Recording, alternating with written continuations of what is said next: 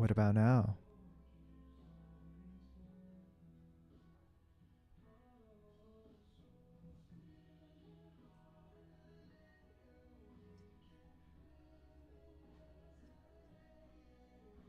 Ah, there we go.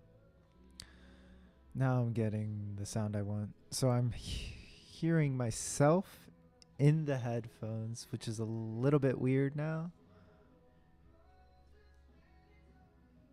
But now I can be sure that what's coming out of the headphone is not intolerable, in the sense that sometimes I think I'm just picking up a lot of background noise from my environment, and I'm not really sure how to navigate that. But also hearing myself in my microphone might become in itself intolerable, so maybe I'll play around with it a little more, and I'll just turn this off for now.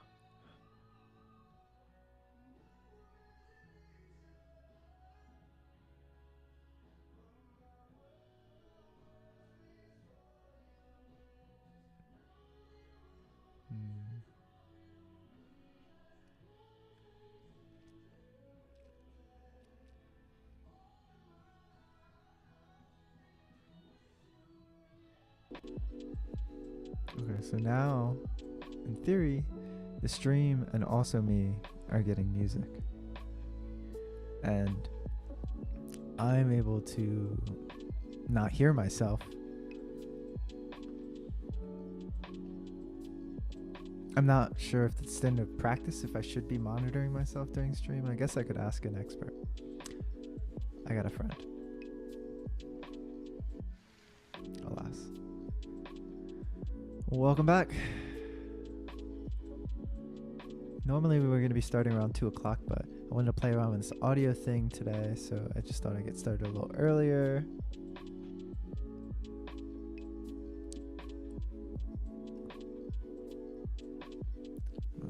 Let's see. Welcome back to another episode of Bayesian Cognitive Modeling. Practice. Here we're going through the practice guide, or the textbook, Bayesian Cognitive Modeling, a practice course where we learn how to use Bayesian inference techniques via Monte Carlo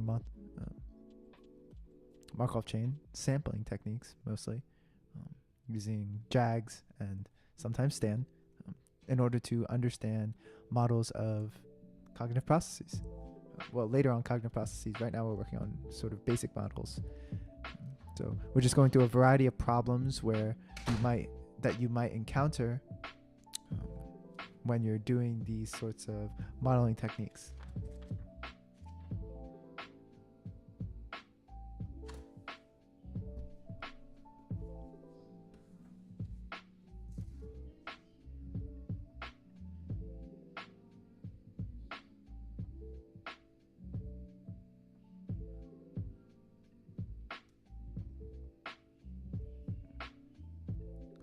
Sweet. I hope that my audio is not like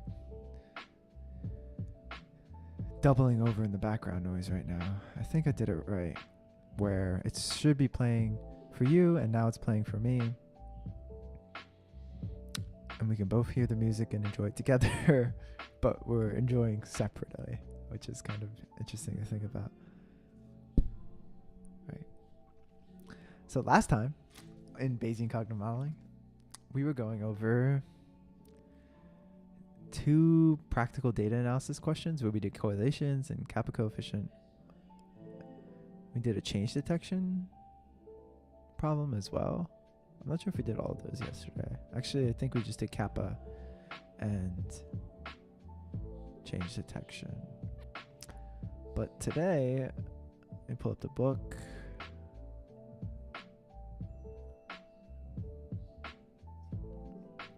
Let me give you the book. Here we go. Today, we're going to be doing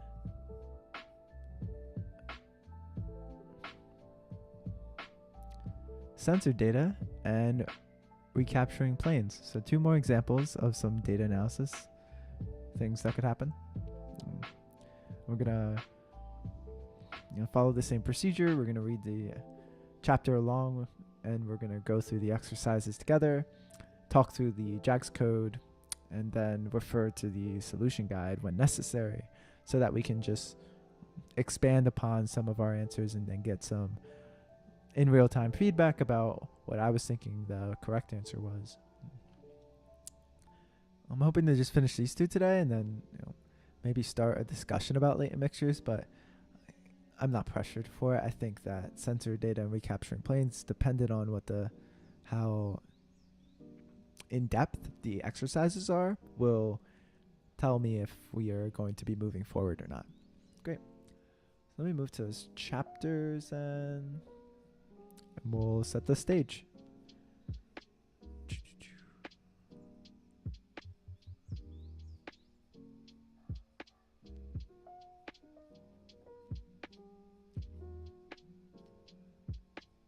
we are. Sensor data. All right. April 13th, 2005. Right, so we have an example here where a South Korean grandmother was really bad at passing a test in order to get her driver's license, I think. Yes. And then it's basically becomes this funny story where people talk about how she took it a bunch of times and it would have cost her, or it did cost her a ton of money. And then after this failure, she was able to do it. And, it's this inspiring story where, if you pursue, you'll get it done. But one of the things when I read this example was just, wow, random guessing over time, I imagine it's likely at one point you'll get the appropriate amount of guesses correctly in order to pass the test. And maybe that's what happened. I don't know. Study up, though. That's all I got to say. So here we have the graphical model. So the question then we're interested in is, armed with this knowledge, so we know that her final attempt of the test, she answered 30 questions exactly correct, and that's the minimum she needed to pass. News agency reported that in her 949 unsuccessful attempts, the number of answers had ranged from 15 to 25. So we have a sense of how many she was getting correct across the span of 949 attempts. And now that we know that, what do we know about this? So we want to know the success rate then. We want this underlying rate, given that we have this latent probability right. So we want to know the latent probability that she can answer a question correctly, which is this value here from the data that we have, that being the number of attempts she got correct. Right. And then this information about the range of values from her attempts. So we have additional information. What's unique about this problem is we have additional information regarding the range of possible answers or counts. And we want to use that information in order to incorporate it into our model so we get a more precise estimate of the range estimate of the underlying latent probability that Sasun gets the question correct. So we're going to be modeling the uniform distribution. The data parameter is a uniform distribution, this underlying success rate from 0.25 to 1. And then Z is binomial, where it's the success rate and N the amount of times. However, we also want to account for that Z is going to be less than or equal to 15 and or less than or equal to 25. Oh, so no, greater than or equal to 15 and then less than or equal to 25 if Y is equal to 1. So for each attempt, the value of Zi sub I is going to be between this range.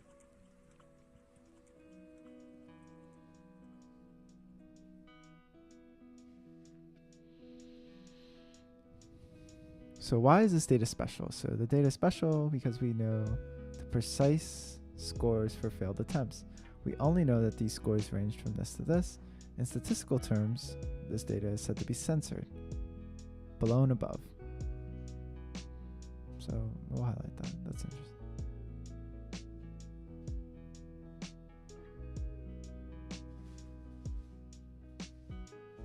So we're going to use an approach that was inspired by Gelman and Hill in their famous textbook.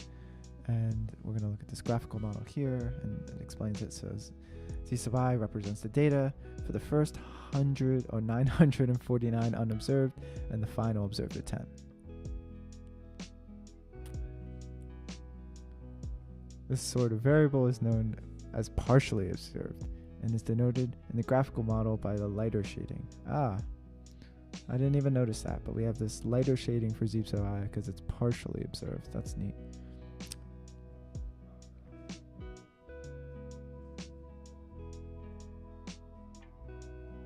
Okay. Y sub I is a simple binary indicator denoting whether or not the ith attempt is observed. And we know that, let's see, the bounds are low, high, give us a known center interval, and then we have n equals 50 is the number of questions in each test. I see.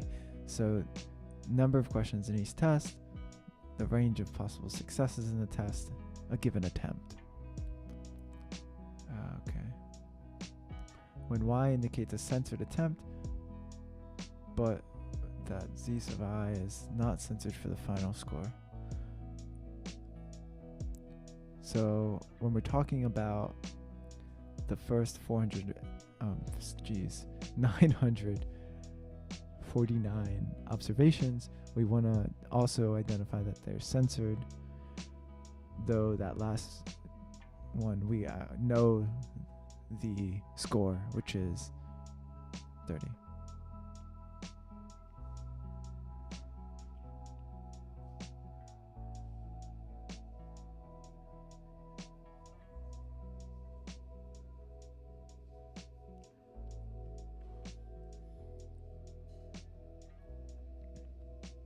All right, so let's go and run this. Let's see. Where do I keep you? Books.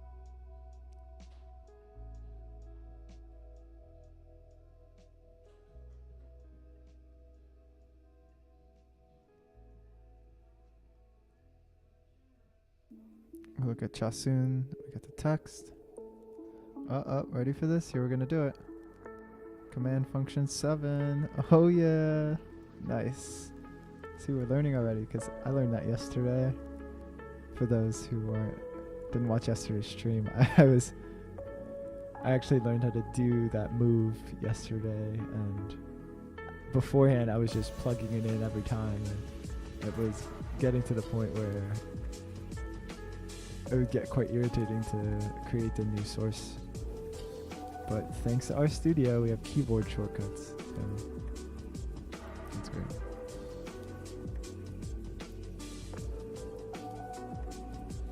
I got my example here. I'm going to set my working directory to this folder. And now we're going to get started. So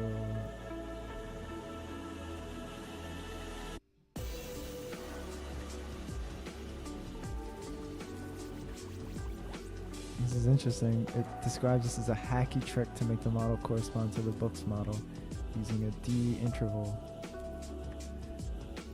I'm also going to pull up the stand code because if we're talking about hacky tricks, I'm also curious to see how this gets done using stand, especially if we might have to resort to doing some tricks in order to get it done. There we go.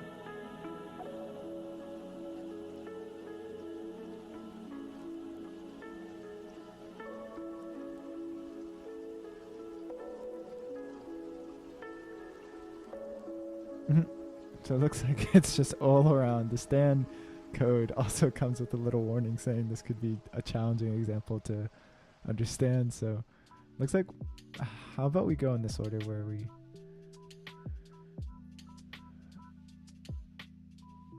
Oh, first does this run?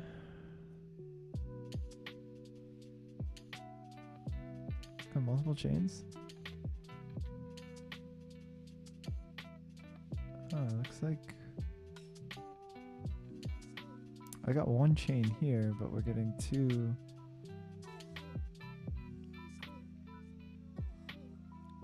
chains.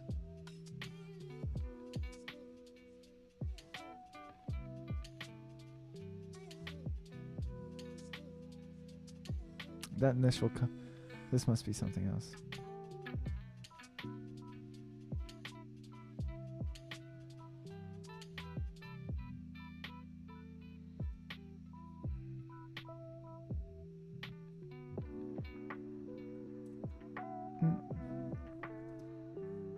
Give me the samples as well. So there we go. See, this is why I love Bayesian inference, because we always get these nice, clean posterior distributions that have this intuitive interpretation. And so this is the average success rate, right? And we see that there's very little variability surrounding this rate, so we can be highly confident that the probability, the likelihood of the success rate was this value. So under 50%, so below chance. Should really, here's the interval even written right here above, which our code does.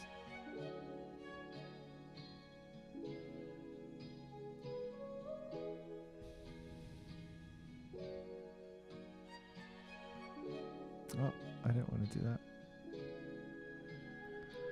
But it's going down. Alright, so let's look at the one-bug code. Here, we have model where for I and 1 towards the number of attempts. So for each of attempt, Z low is 15 equals. So what is equals? Is equals in the JAGS code as well? Yep. So we gotta learn this function equals.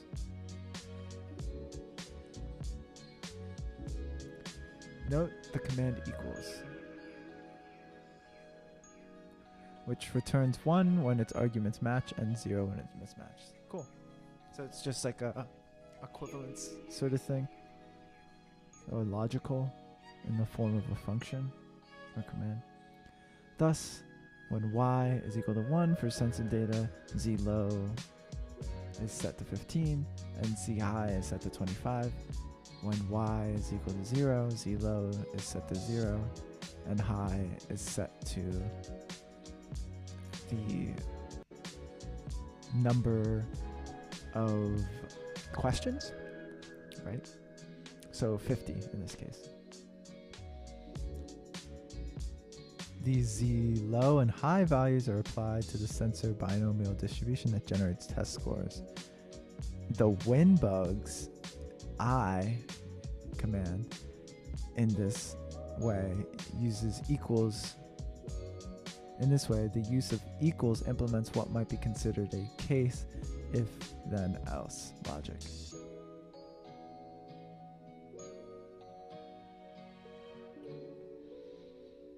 So we have for the attempts, z low, I, so it's 15s if y is equal to 1 plus 0 times this if y is equal to 0. So if y is equal to 1, set the lower bound to 15. If y is equal to 0, set the lower bound to 0. If y is equal to 1, set the upper bound to 25. And then if y is equal to the 0, or sorry, if y is equal to 1, or no, 0, sorry, then multiply by n. So we get our upper bound and lower bound. Right, so these are the parameter. This is the range for the correct responses, 0 to 50 in our case, and then for incorrect responses, we know the range and we specify the range here. And then z is binomially distributed, theta, n, I is the what it's described here, if then else logic.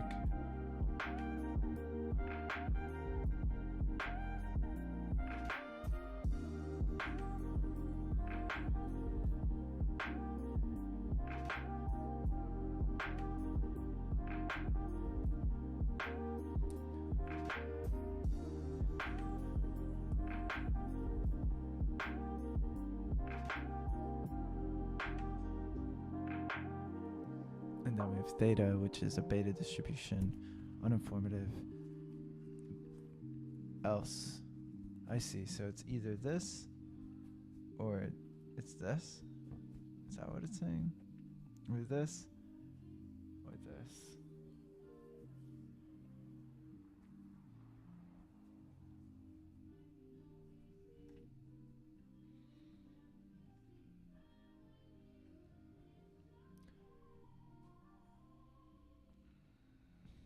So let's see what the JAGS code is doing. If it's censored, it's a 1. So tell me which ones are censored.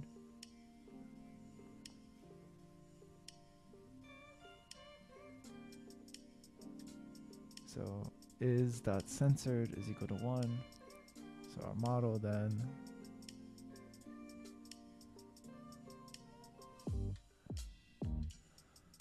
so here we had to do this little trick with the data, and then we do the model, attempts, we use equal again to set the parameters, and then lim here, I1,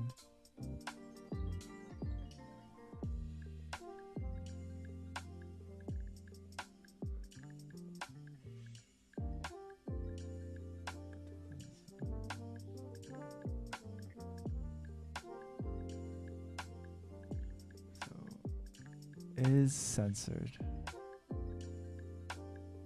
is distributed as a D interval.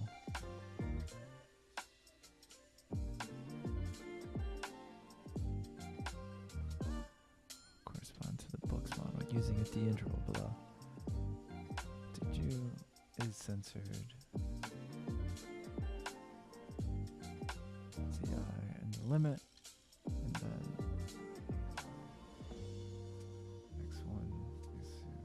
Censored the interval. That's interesting. So we change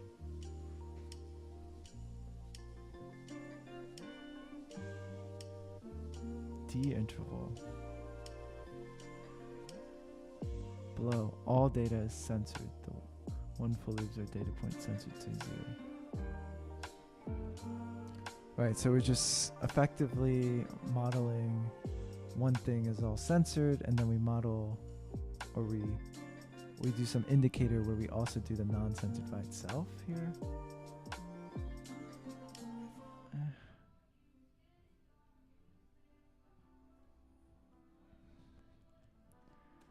It's important to understand the code, so let's keep.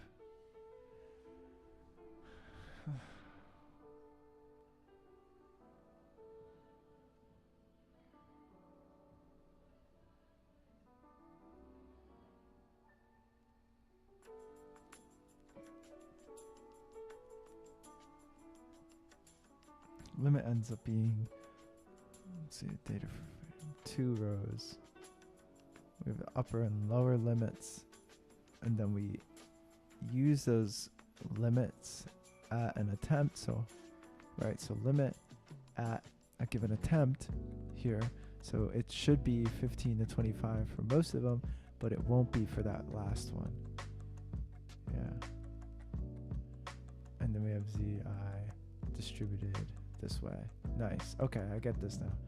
So is censored, right, for a given attempt.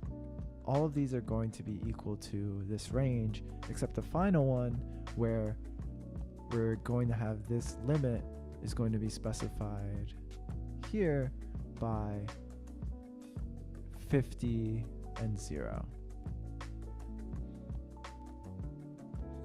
Okay. Now priors, 25 and 1, x, and that corresponds to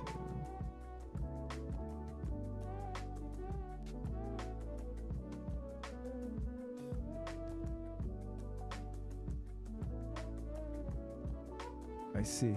So once again, we're doing this interval thing where is censored. If the theta is censored, we have this interval theta x. Otherwise, it's theta beta 1 1.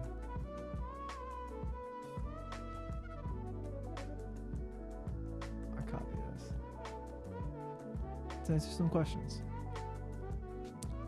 Do you think Chasasun could have passed the test just by guessing? Unlikely. Now that you look at the success rate, it's below chance.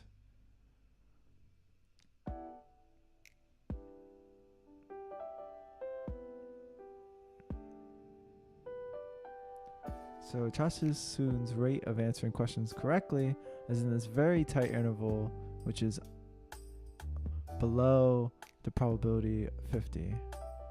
So it's likely that she didn't guess here, or that she did guess.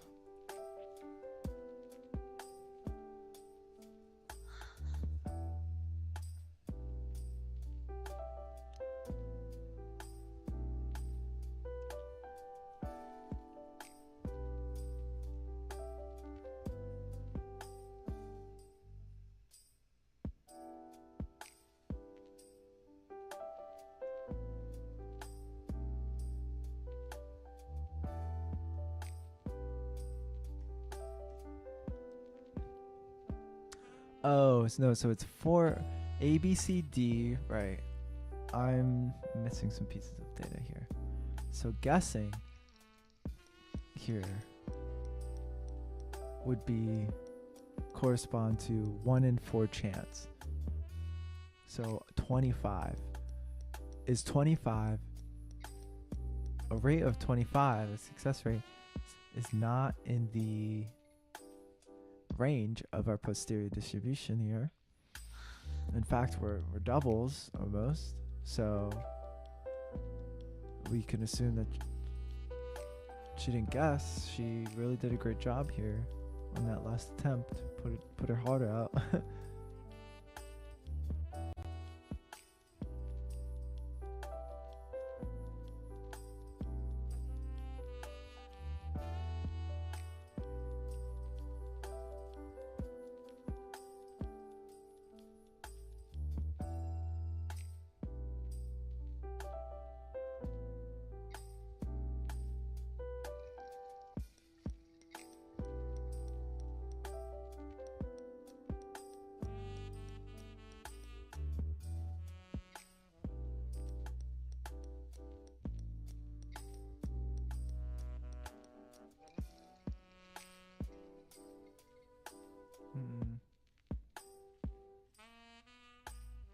So I'm just getting a sense the answer goes in a lot more depth here.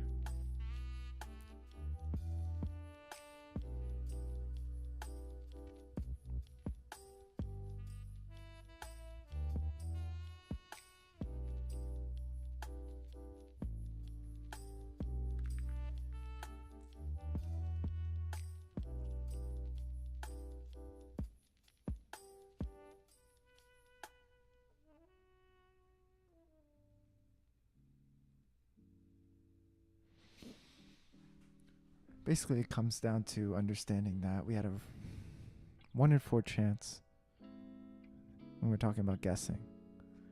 And Jasun's success rate is above that. So we know she wasn't guessing. She did a great job. And if you're looking for more information on some of the finer points regarding how could we go about assessing the probability of scoring some specific value with respect to the total amount of values possible to score, so in this case 50, the solution manual does a great job at talking through some of the more finer details to that.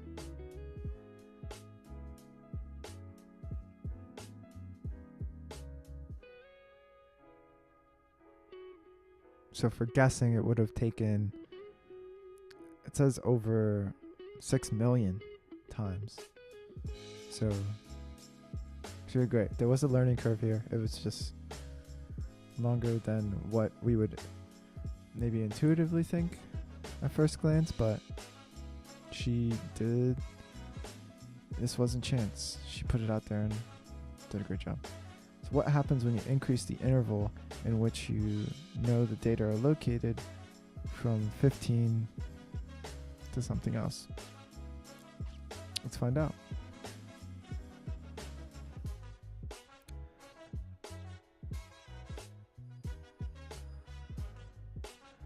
Also, just to touch on this code over here then, is we had this many attempts, this many fails, and Z here, as we said, is just repeats for n number of fails. So let's run through this.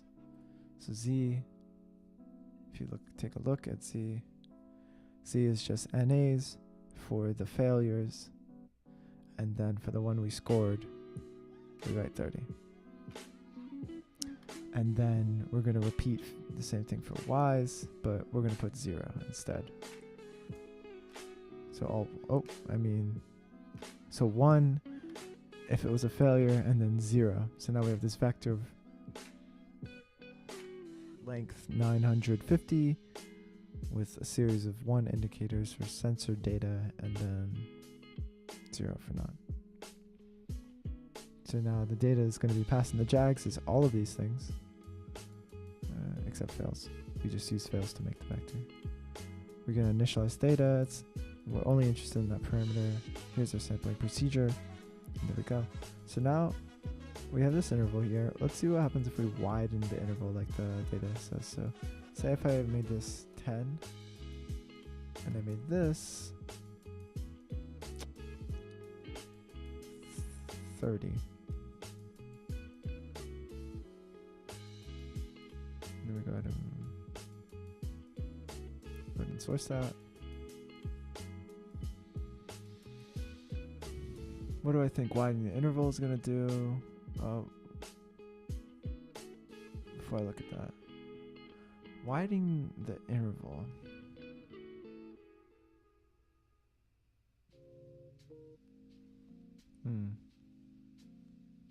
Well, this, just reflecting on some readings I've done in the past, that would be equivalent to increasing the range of possible values. So it's making a less precise statements and more diffuse statements. This is complex. So the complexity of the likelihood, there's more possible predictions here. So I imagine that instead of that precise estimate that we had for the posterior before, we'll get a larger variance surrounding the distribution of the possible successes. And there you go. Nice guess. Educated, I guess. So we hear here, with respect to the other one, which was 0.003, now we have 0.012. And our estimate has increased, yet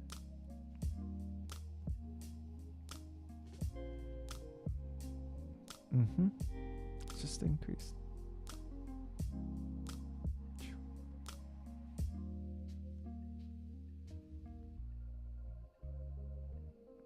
So we can say we're less confident about the success rate, but we still know the success rate is in this small little range.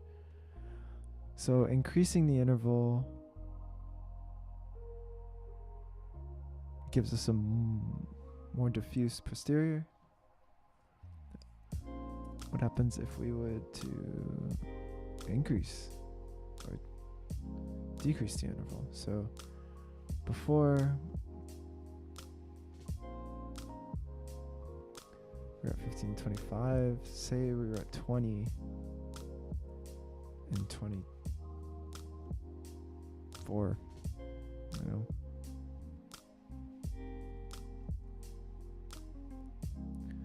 Well, now we're just going to be even more precise.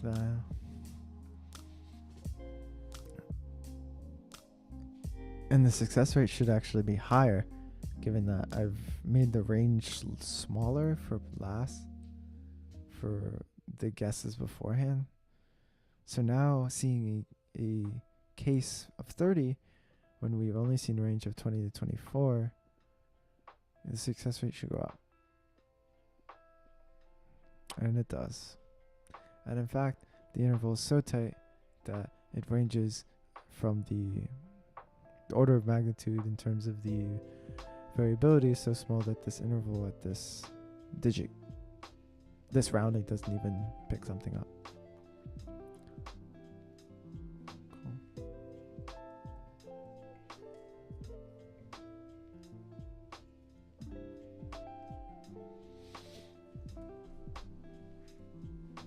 What happens when you decrease the number of failed attempts?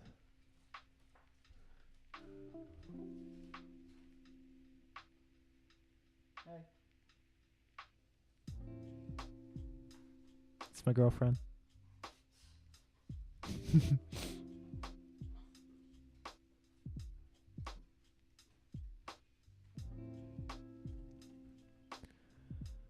So let's decrease the number of failed attempts this time.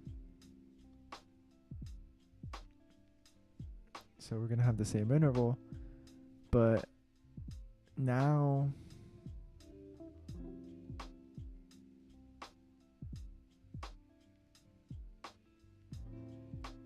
let's say the number of failed attempts is, well, I'm confused because there's two things. So if we decrease the number of failed attempts, do we need to decrease the number of total attempts here? Right, so let's see. What if I just said 930? Compilation error.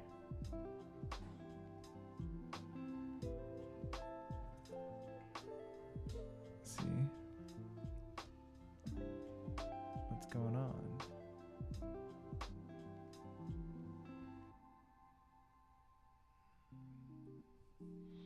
I think when you do this, you also need to take into account. So I need to say that I had 940 observations and I had 939. Yeah.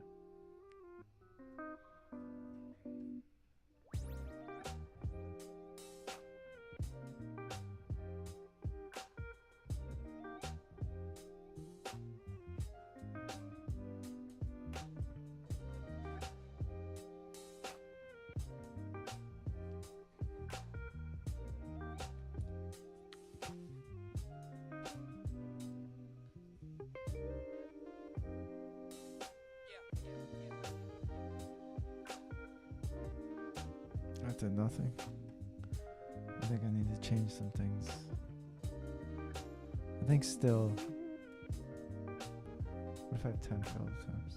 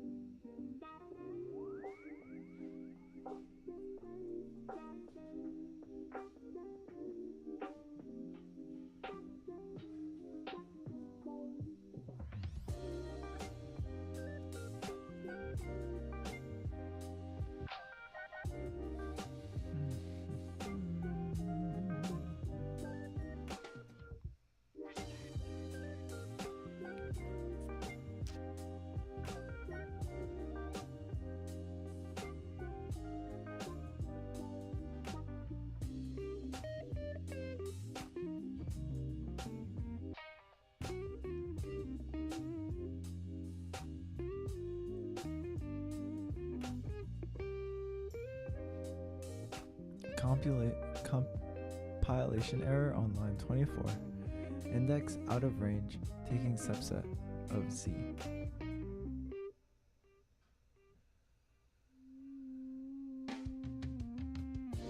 So, out of range.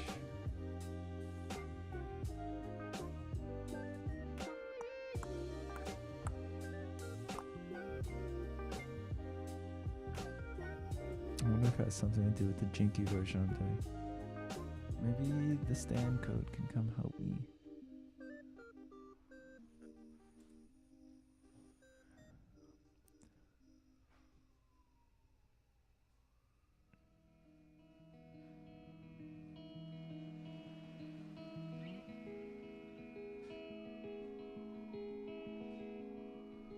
It wants me to use different comments, and it wants me to use plus equal instead.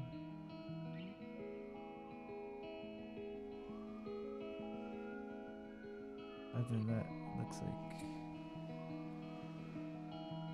there's some in here. Oh no! We got a crash. My first crash. Oh. Sick. It did not like that. Alright, well that's good. At least it didn't.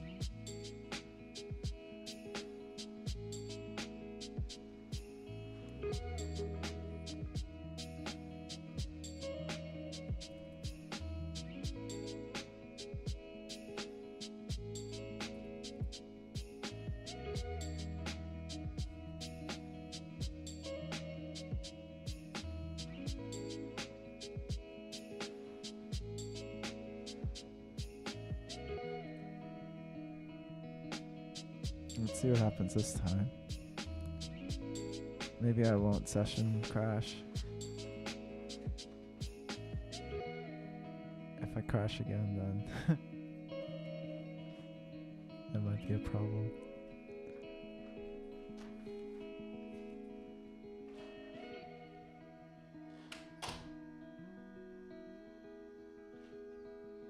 But just to read some of the stand code then. Oh, nice. It's gonna work. Okay, cool. And you notice we actually get a different interval a little bit here with respect to what we were seeing before. Only a little different. But discrete, lower bound 0. So we're defining n number of fails and the z observed. And then we set up parameters. So that's theta. Parameters is this lower upper bound of theta. So we have a uniform prior rate for theta between chance 1 and 4. And then we have our observed data, which is z observed, binomial, and theta, and unobserved data. So it's increment log prob, which it looks like I got this diagnostic from the parser that says this might be a deprecated and it wants me to use this. I'm not familiar with the stand syntax, so I won't go ahead and change this here, but you can see what it's doing then is taking the specified number of failures, in this case 949, and then by syntax I would imagine this is a multiplying by log CDF, so the cumulative density function for a binomial distribution, log of it, minus cumulative density function for. So this is specifying the range, I imagine 14 to 25.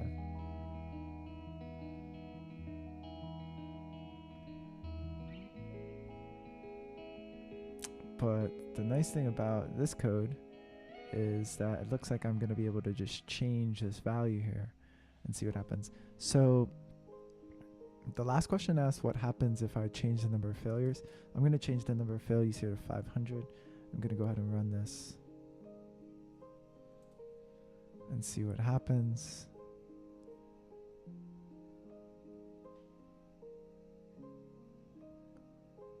I'm also going to look into this to see if I can get some insight on how to restructure this code to prevent future crashing. while that compiles. So we got some parser warnings. Let me find I want to use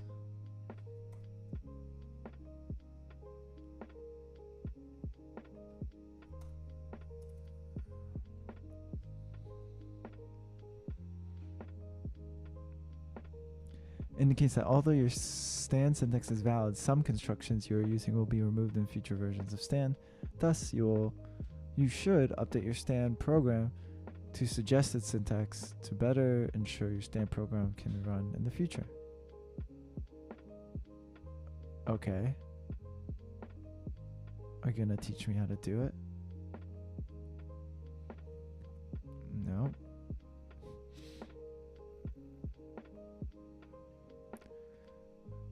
How about the use?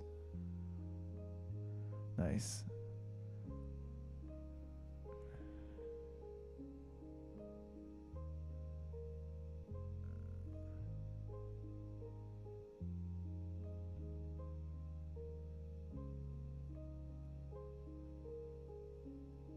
I just want an example of the code should look like.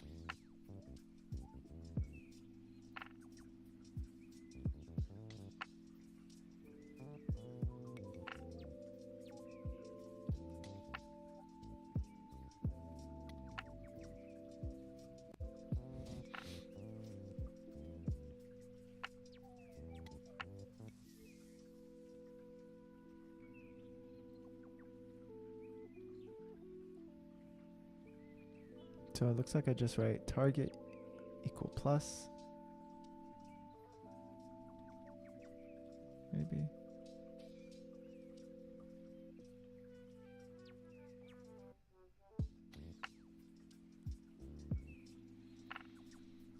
I just need an example of someone.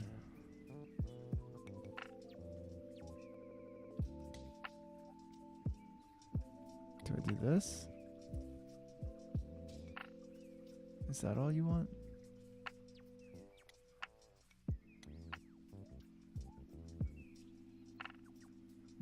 I guess you'll tell me right now. Oh yeah, not what you wanted.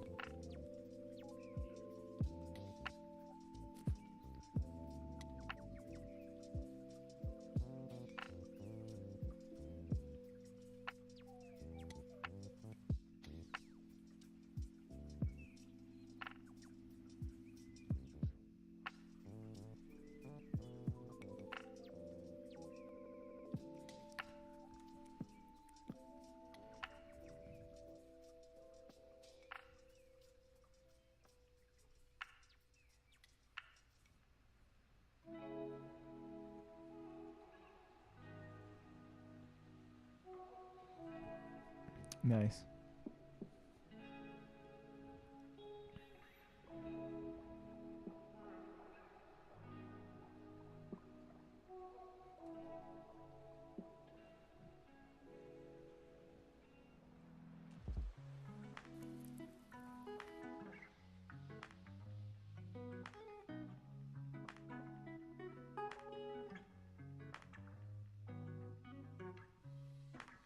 Wow, that guy's savage.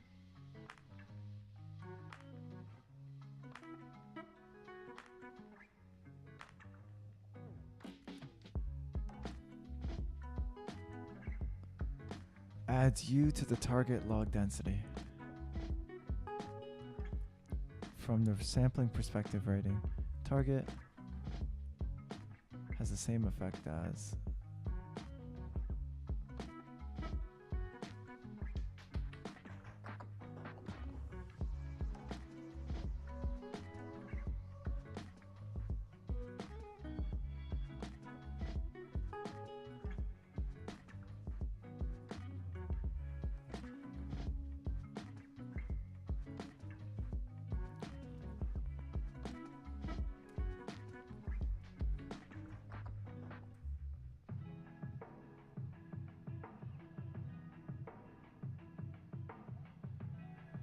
deprecated.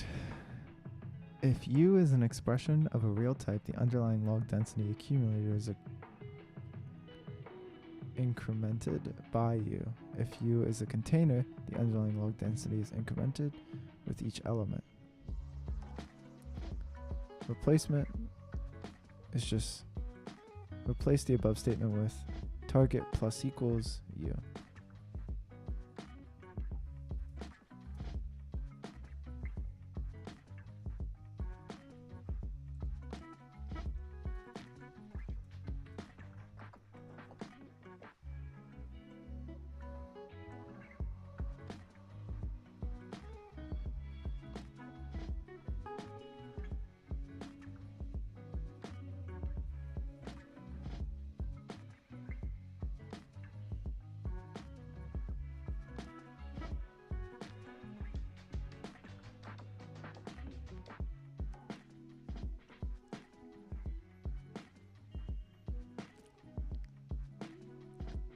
Maybe.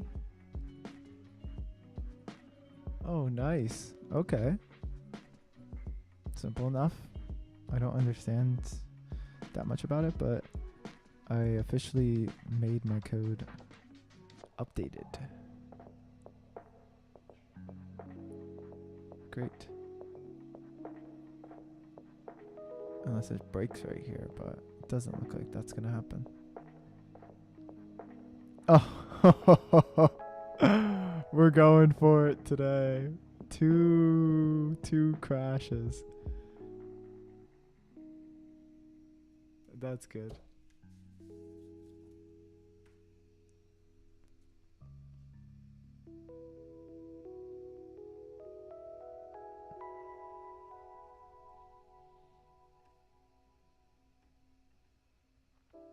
All right. Let's just try to get through this example. Number of failures.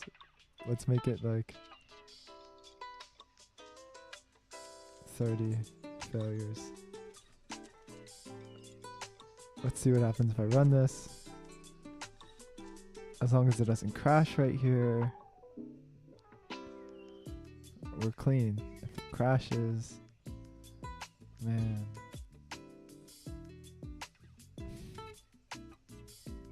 I'm in for it. I will say though, I like using JAGs because you get that little progress bar. I'm kind of in the black hole right now. So here we got a wider distribution. There you go, wider.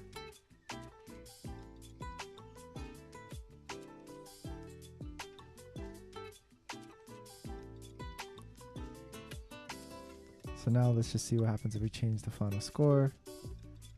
So we'll go back up to 490 and let's say 40.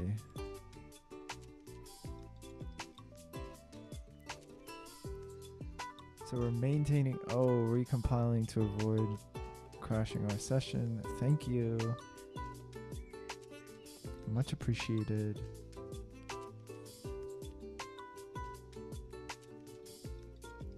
That doesn't mean that it's not going to crash. There's something particular about this example, maybe? Oh, tighter.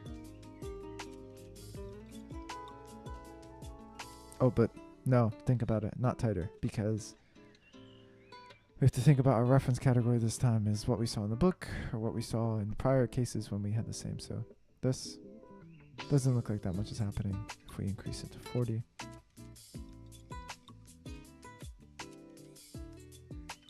And that should make sense because our posterior distribution should not be that sensitive. Let's say 49. Our posterior distribution should not be as sensitive to changes in the final observed value. What it should be sensitive to is the 949 cases where we have unobserved data. And that's what it is. That's cool. So it was interesting, we didn't specify any values for those cases. We just had some level of certainty about the range. So there it is. Yeah, no change to the posterior there. Great. Let's get through the censored example because it's breaking my R. We're doing planes. Oh no, we got one more question. Do you think the assumption that all the scores follow a binomial distribution with a single rate of success is a good model for these data? No. You can imagine that learning happens, right? And that the rate of success should increase over time. So the distribution of success should change at each score as performance changes.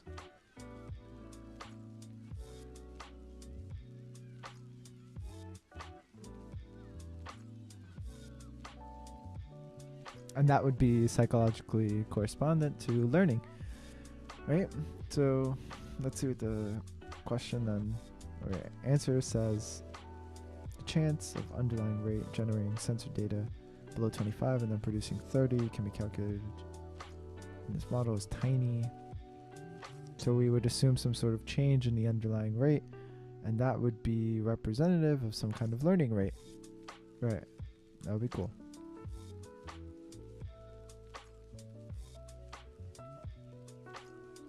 We could even have some threshold and test at what point in the 950 attempts did the learning rate really pick up, where we're starting to see gains in terms of the increases in the probability of success. Maybe. Next problem. An interesting inference problem that can occur in a number of fields is to estimate the size of a population when a census is impossible. So here, but repeated surveying is possible. So here's the problem. So we want to estimate the size of a population, but we can't do a census, but we can survey a lot of times. And I imagine part of what makes this possible is because we're doing sampling approaches here. Cool. The goal might be to estimate the number of animals in a large woodland area that cannot be searched exhaustively. Cool. So we want to... I was actually looking at some examples of that kind of problem in this book. Applied hierarchical ecological modeling? Modeling of ecological data? No. Which I think might be neat to go through later on, but the goal might be to decide how many students are on campus. But we can't count all the students, but we all might want to find out how many words in a given language a person knows. But we can't ask a person to list all the words they know. So there's a sampling approach given by capture-recapture methods. Okay. So we want to capture information at some point and then collect somewhere else. Number of items in the second sample were also in the first, then that information is relevant to the population size. In essence, it would be considering like we just recaptured information that we captured. So high recapture counts would be suggestive of a small population because when in our sampling, we were able to capture or almost reconstruct the capturing of the first sample. So the simplest version of this approach can be formalized in this model. The probability matrix K equal to some value K is equal to multiplication K times minus over. Okay. T, unknown population size. X, size of the first sample. N, size of the second sample, from which a subset K units were also present in the first sample.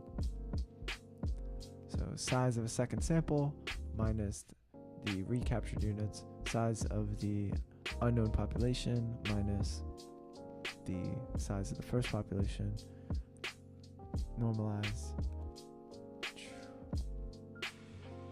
size of the unknown, size of the second.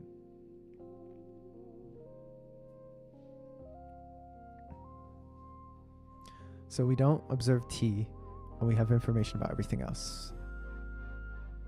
The probability of seeing K items recaptured in a sample size N from the X originally captured in the population size T.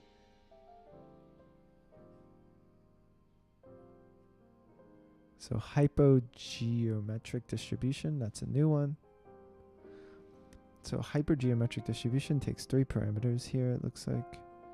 I've never seen this distribution, so I'm just going to show you what I'd end up doing. Oh.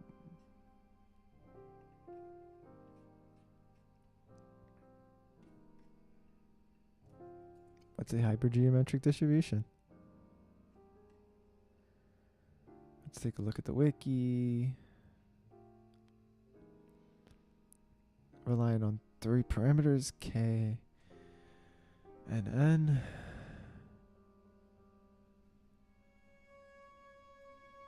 Population size, number of success rates, number of draws, number of successes, binomial coefficient,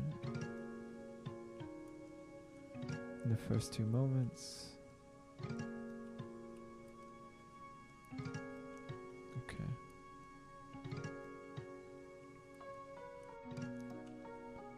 Looks like the height is controlled by K or N.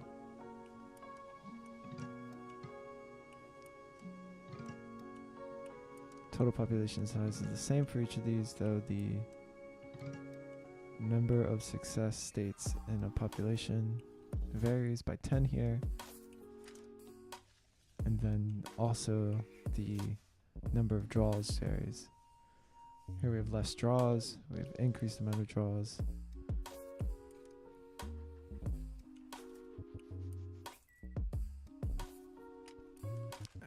Okay.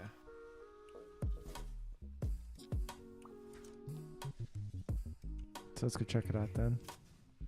So we have the population then. And number of draws, X, success rate. Consider the challenge of estimating how many aircrafts a small airplane company has in its fleet. So our question then is, we're going to estimate this.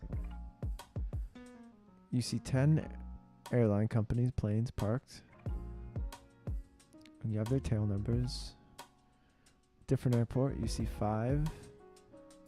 You observe that 4 or 5 were part, so we've recaptured 4. Capture, recapture. So we've seen 10, 4 of which have been recaptured from the 5 that we observed in this second data set. And from those, we're able to identify T.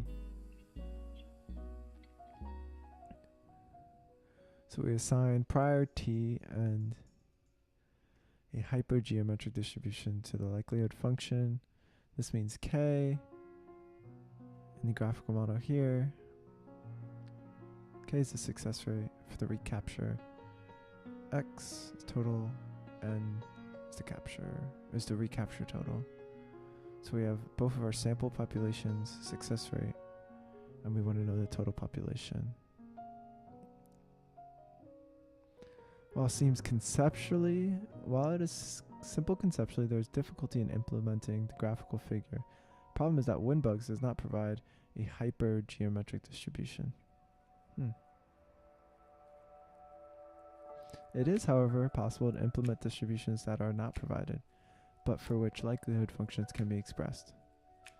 This can be done with the so-called ones trick or zeros trick. These tricks rely on simple properties of Poisson and binomial distributions. So that's what we're going to be doing here in the text file. It looks like for the Winbugs is they're going to be using this zero trick.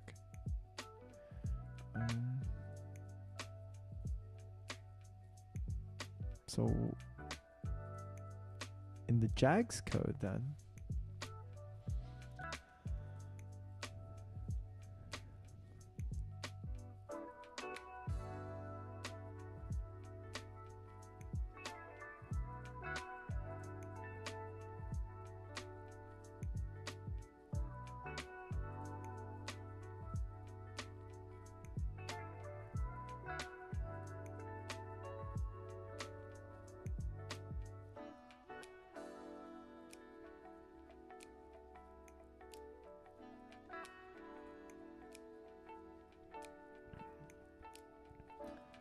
still using the zero trick here in the JAGS code.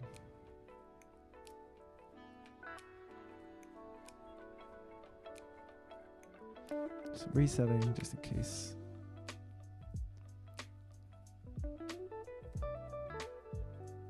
Let's see if this runs first.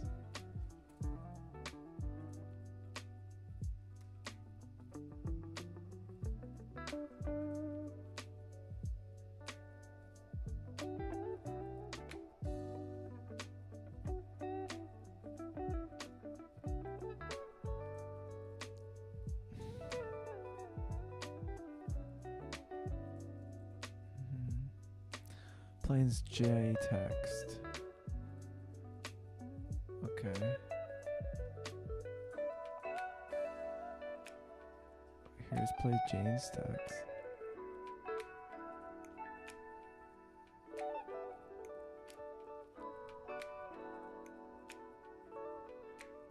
Doesn't want to do Windows, that's cool. Alright.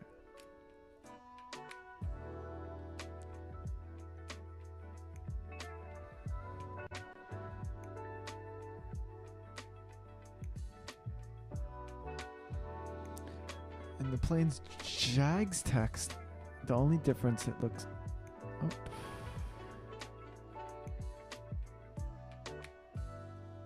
What just happened?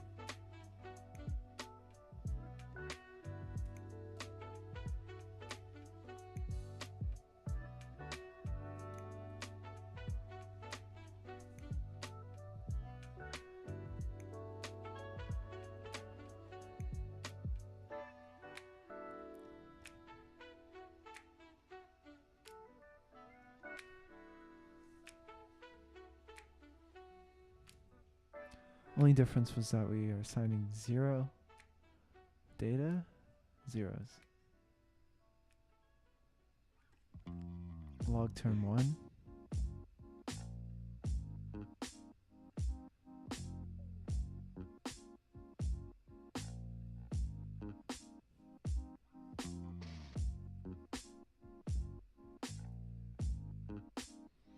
Looks like it runs pretty quick.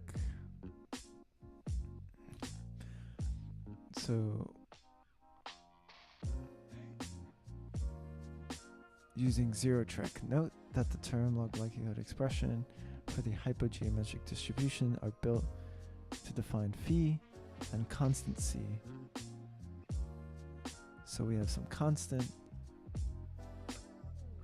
phi.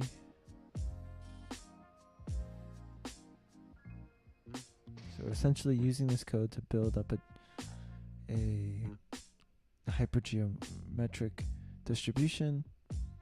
Now try changing the number of planes. This again, the C in the second sample from K to K equals 0. What inference do you draw about the population now? Well, first, what did we draw in the first place? So here, posterior mass for discrete number of planes. And we can also, let me print the summary here of the samples. So we get our average t. So somewhere around 17 planes total in the population is the estimate we would get.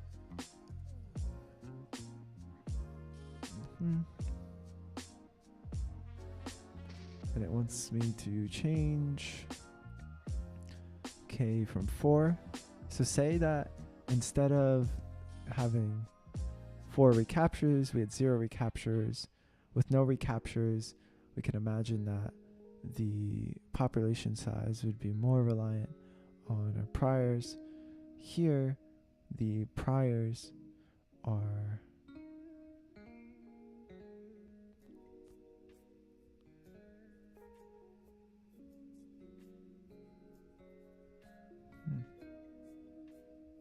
categorical alpha.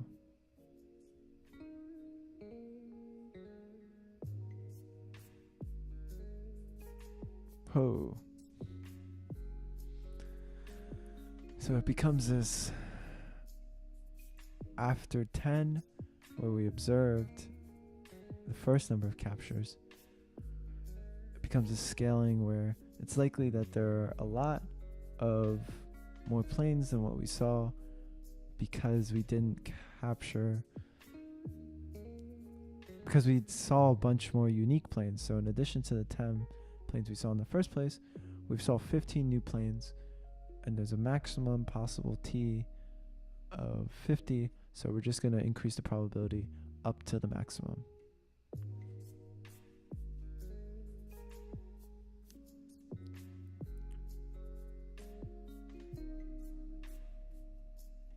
Okay, next question.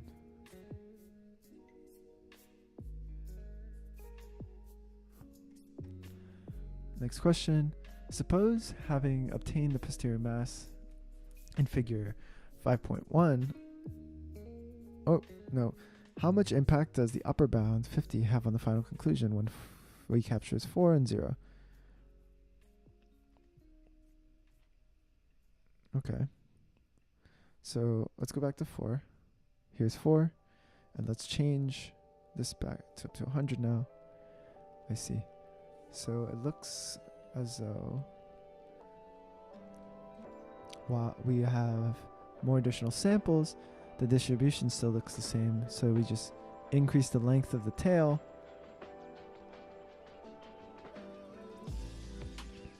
But the average doesn't really change. And in fact, the interval only extends out a little farther. But because we've recaptured many of the second sample, it looks like that has helped maintaining our estimate. The variability extends here as well. Alright, let's go back to 50 again. And now let's change this to 4 again, and 0 again, and now 100. Imagine just a larger step ladder. So it's just, with increasing samples, we're seeing a larger version of the effect that we are observing at 50. 70 here. Last one was 30 something, right? At 39. So we have the scaling of all the way up to the maximum value, just increasing of the probability mass for a given number of plane sightings.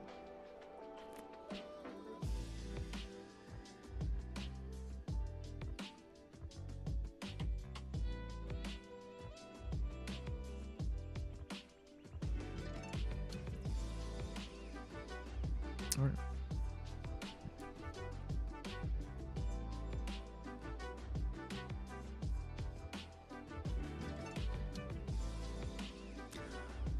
So what this demonstrates is the flexibility of our posterior distribution with respect to the maximum population size assumed. So it would be necessary for us to be cautious of the maximum population, setting the maximum population size when trying to use this capture-recapture method in order to make assessments about the population, especially when we have low recapture rates. So because we have little data to rely on, the posterior distribution is strongly influenced by the number of planes, or the maximum bound. So we have to make sure that our bound is accurate. So we just have to justify it somehow. So for example, I might have some information about how many total planes there are in some region, or how many total planes a particular company owns or something. And that information can be used to set some maximum threshold, so we can be sure that in an instance where we have these sort of recapture rates that are really low, we have also a justification for our maximum population size when we're drawing inference on the number of planes. All right. Is that it? All right. Suppose you have obtained a posterior mass in figure 5.11. The same fleet of planes was subjected to a new sighting at a different airport at the later day. What would be an appropriate prior for T? Suppose, having obtained the posterior mass, the same fleet of planes was subjected to a new sighting at a different airport a later day. So we're using the same planes with our,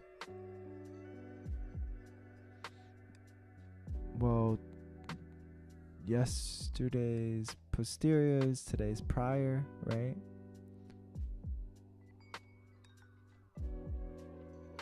So our prior for T, an appropriate prior for T would be something that emulates or takes into account the information that we have about the possible number of planes for the population from our last model. Programmatically speaking, I will admit that this example, I have to do some additional research on the zero trick here, because it's not clear to me yet how to implement this, but I did want to make sure I made it through the exercises and just talk through some of the intuition surrounding this, how recapture rates impacted our posterior mass distribution or posterior distribution, and how our thresholding for the population size also interacted with that, our distribution. So my sense is the appropriate prior is our posterior, and the posterior distribution from the first analysis represents what we do and do not know about the number of planes based on the original prior and the first data set. It's therefore the appropriate prior distribution for our second analysis. Today's posteriors, tomorrow's prior. It's the logical cumulative way of Bayesian analysis incorporates information from the analysis as it becomes available. Yeah, so that makes sense. I'd be curious to know how they did this mechanistically, or how you would go about doing this in the code, as I'm not really sure about how they go about implementing a hypergeometric distribution yet. Log fac.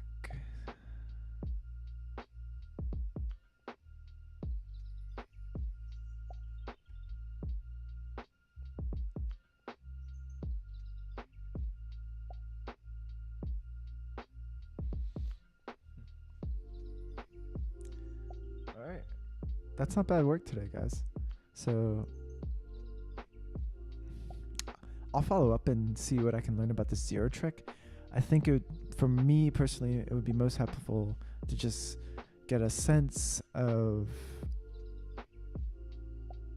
someone talking through the example of implementing this.